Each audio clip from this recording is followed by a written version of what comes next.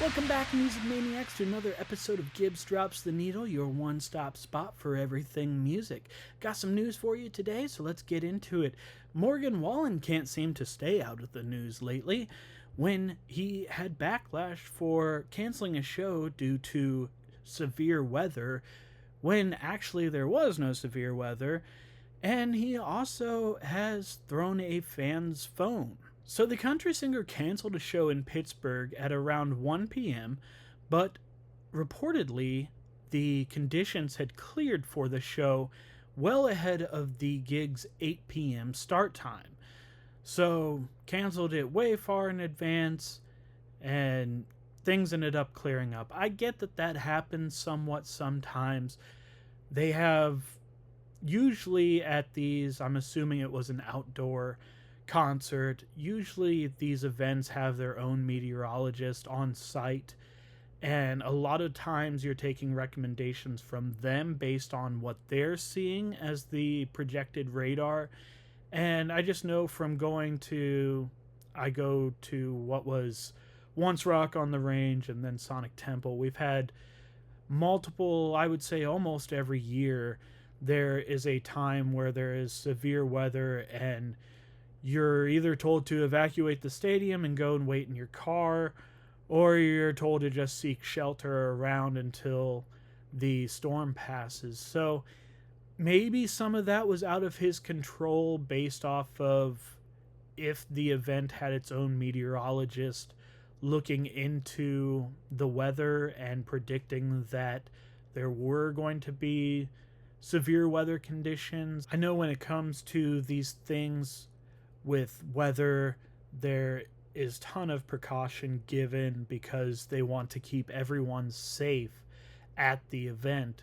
I don't know how much of this was actually him and how much of it was just a recommendation based off of not wanting to have all those people crammed into a space and then severe weather popping up and everyone scrambling to get to a safe space.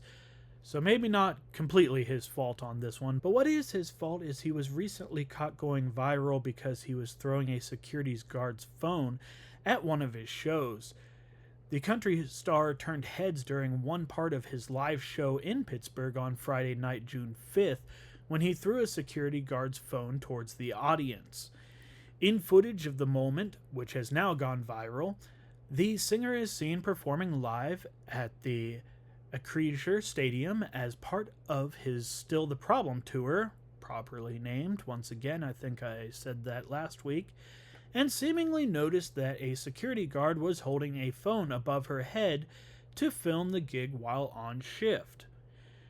The clips show him performing close to her, walking further away to perform to the other side of the audience before returning and taking the phone out of her hands and chucking it into the side stage.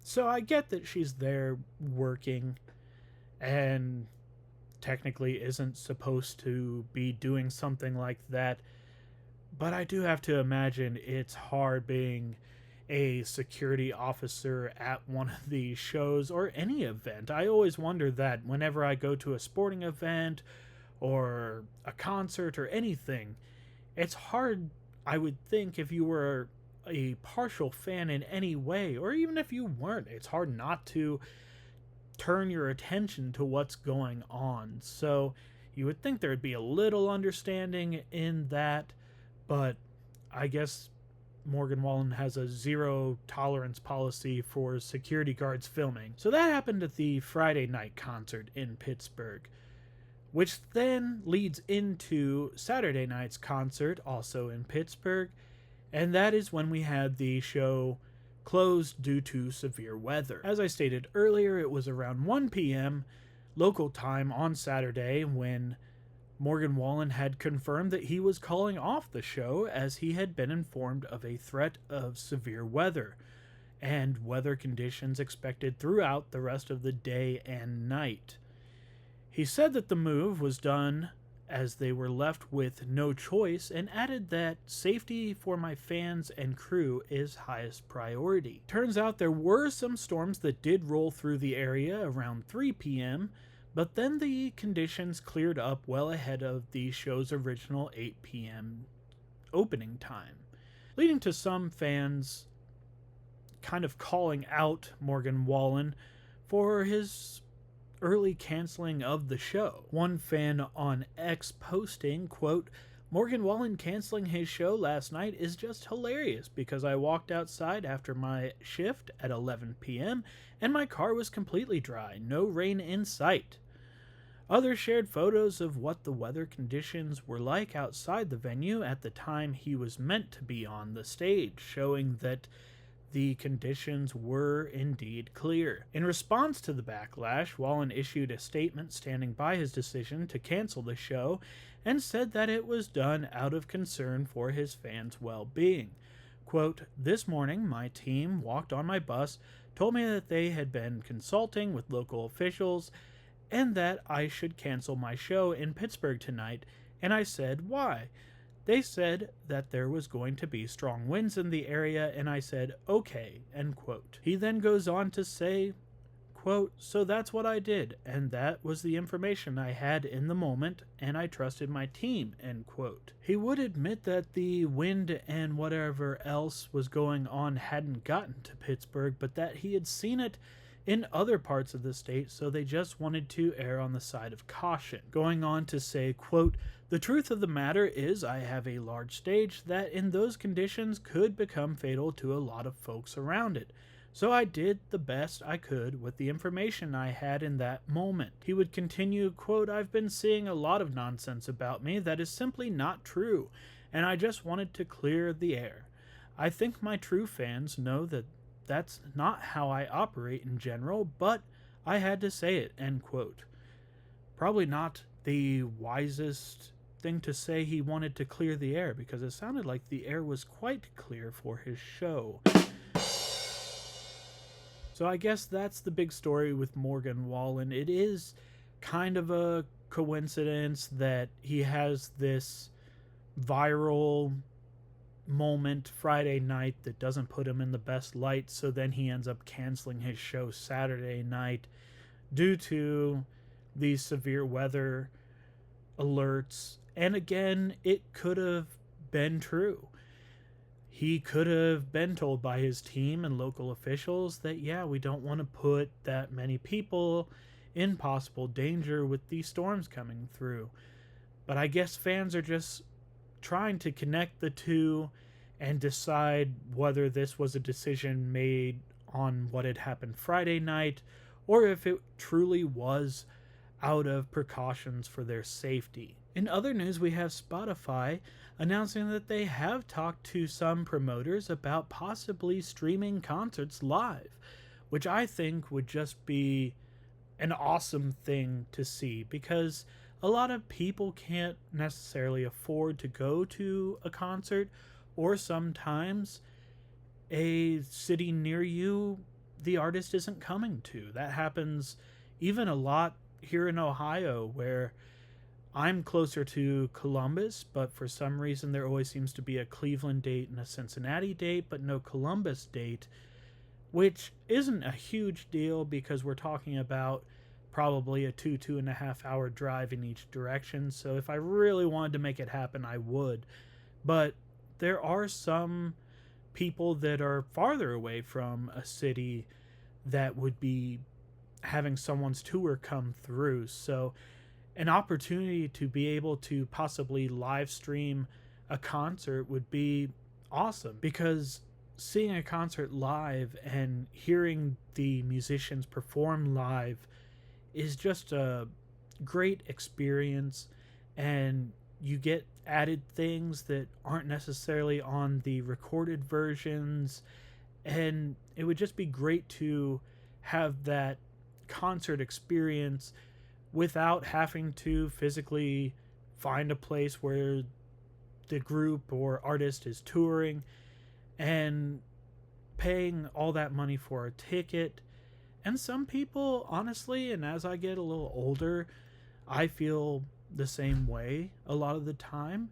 With some people just don't like the big crowds anymore.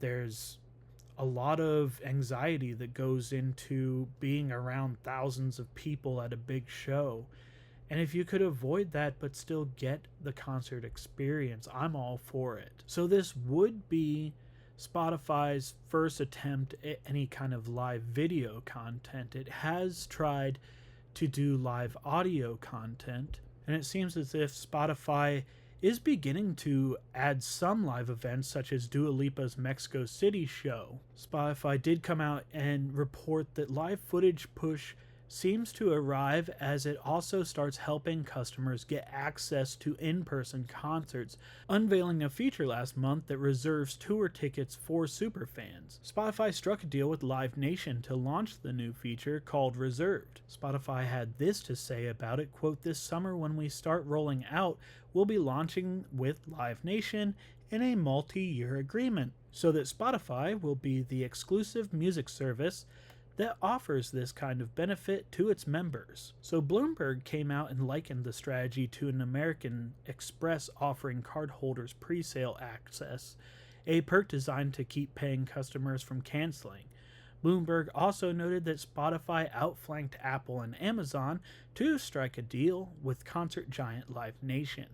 Spotify is paying tens of millions of dollars for early access ticketing rights. Spotify did decline to comment on any of Bloomberg's comments. Spotify did plan to bundle this ticket access into a price super premium tier.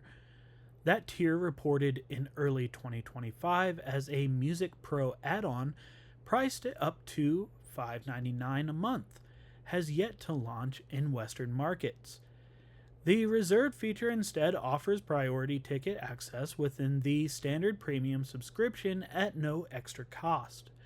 Spotify executive chairman and then CEO Daniel Ek had foreshadowed the dual focus on an earnings call back in early 2025, saying, quote, "Think video, think the higher price premium tier that we've discussed previously, and new ways to bring fans and artists closer together," end quote.